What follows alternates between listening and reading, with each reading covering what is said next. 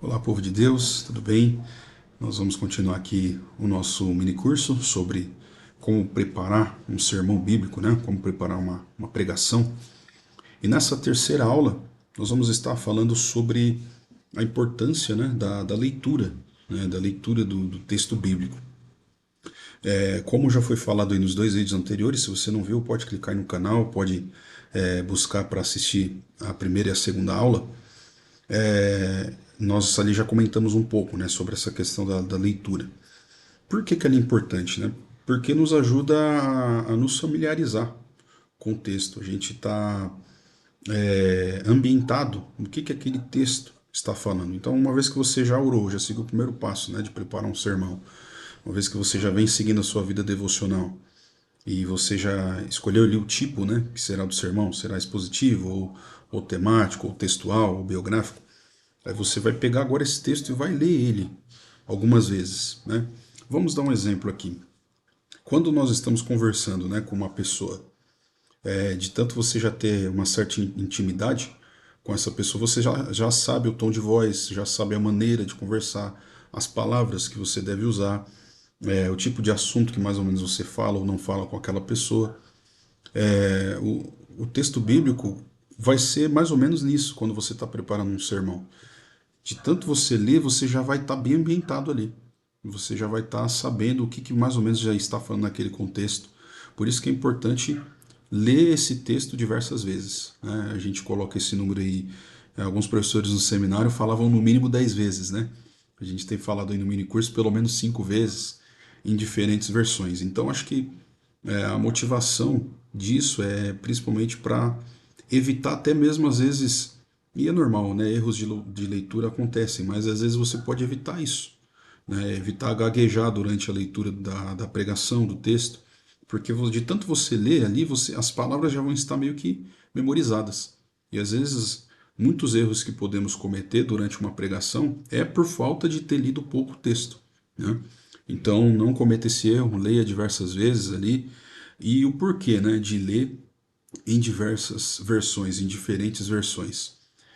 Nós citamos aqui, por exemplo, NVI, a nova versão internacional, a NAA, a nova Almeida atualizada, a ARA, Almeida revista e atualizada, ou a ARC, né, Almeida revista e corrigida, NVT, a nova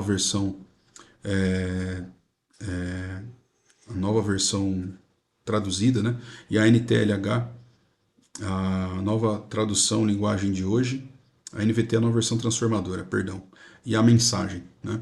Então, conhecer essas diferentes versões, hoje em dia tem aplicativo no celular que você só com um clique você já muda a versão. E até no próprio computador, você abre ali no Google, no navegador, já muda, né? Então, ajuda a você extrair, ainda no português, a gente nem precisou ir para a exegese ainda, ajuda você já a extrair muitas observações interessantes, né? E força também o pregador, o professor, ou quem quer que seja que está preparando essa mensagem, a buscar mais. Às vezes tem uma palavra que a gente não conhece, vai lá e já busca no dicionário, ou lê em outra versão.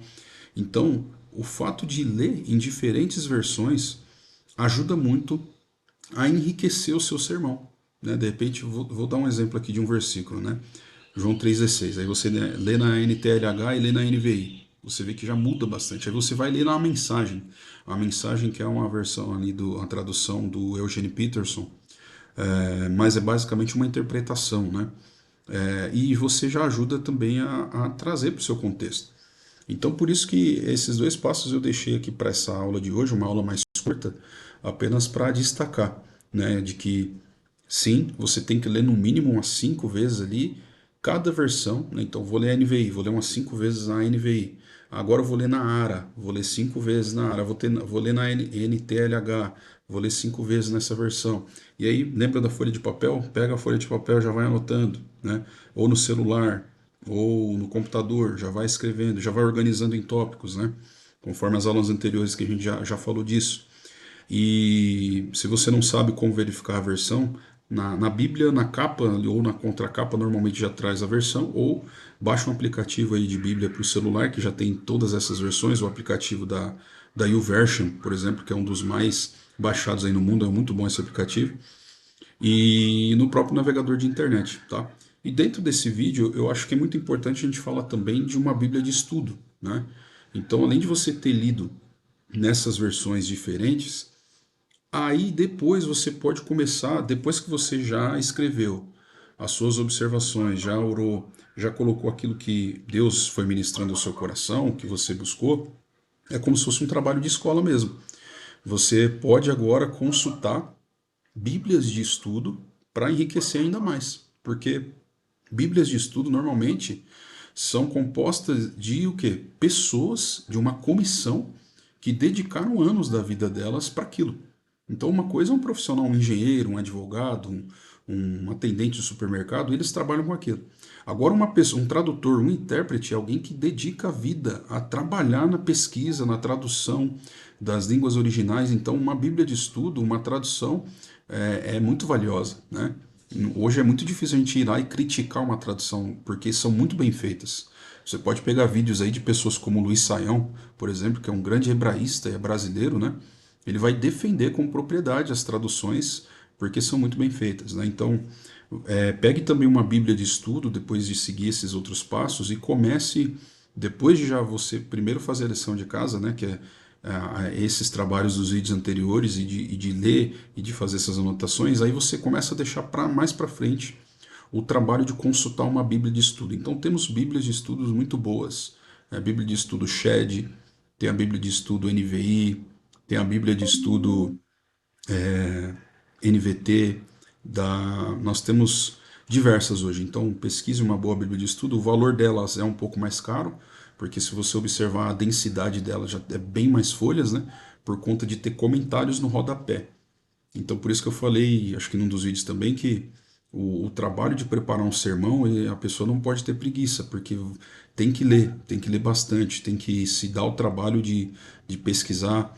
E uma Bíblia de estudo, versículo a versículo, tem as notas de rodapé, o que fala versículo a versículo e capítulo a capítulo, tem os mapas, né, dados de arqueologia, dados ali que a gente pode. Crítica textual, ou seja, o que é a crítica textual? Verificar aquele contexto no original, se aquele texto ele apontava divergências nos manuscritos ou não, ou seja, o que eram essas manuscritos? Os copistas, né? A gente sabe que a Bíblia ao longo do tempo foi sendo traduzida e copiada, se na maioria dos escritos mais antigos já estava presente esse texto lá ou não. Então é interessante uma Bíblia de estudo por conta disso também. A gente começa a entender aqueles textos que às vezes estão entre colchetes ou entre chaves, entre algumas marcações ali. É interessante você já dar atenção a isso. Então, só fechando esse vídeo da aula de hoje, essa terceira aula desse mini curso, novamente, é muito importante a leitura do texto bíblico, leia diversas vezes a mesma passagem, que você não vai, dificilmente você vai gaguejar durante a pregação, dificilmente você vai ter dificuldade de errar uma palavra durante a pregação e até mesmo ler perante a igreja. Você vai ler muito bem esse texto se aquele texto você já leu, já fez a lição de casa diversas vezes. E segundo, diversas vezes em diversas versões, né? Então, já falamos aqui sobre essas versões, já falamos também sobre a Bíblia de estudo, que é muito importante, tá bom? Então, se você tem gostado dessa série, desse mini curso, onde você se inscrever no meu canal, curta, compartilhe e baixe o e-book que está aí na descrição, que você consegue ter mais profundidade nesse assunto de como preparar uma pregação, como preparar um sermão bíblico. O link está aí na descrição, um e-book gratuito. Um grande abraço, Deus te abençoe.